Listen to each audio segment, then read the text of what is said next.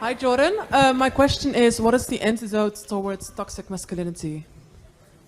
Well, the antidote is responsible masculinity. And what does responsible mean? It means, well, if you're responsible, then you're trying to do what's honest first. So you're careful with your speech and your actions. You're careful with your speech in that you don't say things that you know to be false. And you're careful in your actions so that you don't have to lie about what you do. That's a good start. Do you want to repeat that? I'm sorry. I said that didn't cover really a toxic masculinity, right? Because yes, it's dealing with the principle of reciprocity. No, you just said that you have to be honest and responsible as a man. Right? Well, put it this way. When I'm giving the spoon back to my granddaughter, I'm not engaging in toxic masculinity. And that was the point that I was trying to make. What precisely, since we're going to pursue this, what precisely is toxic masculinity, as opposed to, say, toxic femininity or toxic humanity? What exactly are you asking me about?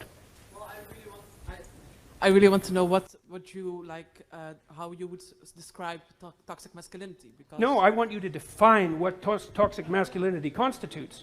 Since we're going to define things so carefully, let's do it.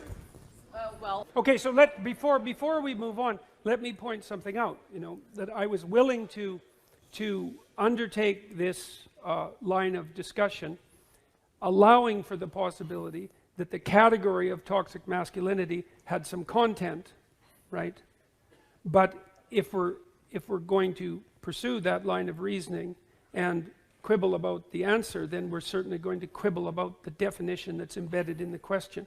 And so part of what's happened in our discourse is that we're required ethically to assume a priori, merely out of politeness, that the utterance toxic masculinity actually constitutes a meaningful phrase. And if you push it, you find very rapidly that it doesn't, because it's very, very, very difficult to define, and definitions actually matter. And so if it's a matter of transgressing against the boundaries of gender-appropriate behavior, well, first of all, that indicates that there's something universal and normative about gender-appropriate behavior, which is something that people who push the idea of toxic masculinity generally tend not to presume. And second, it's just as likely to happen among women as among men, in which case it's not toxic masculinity. So maybe on to the next question. Okay.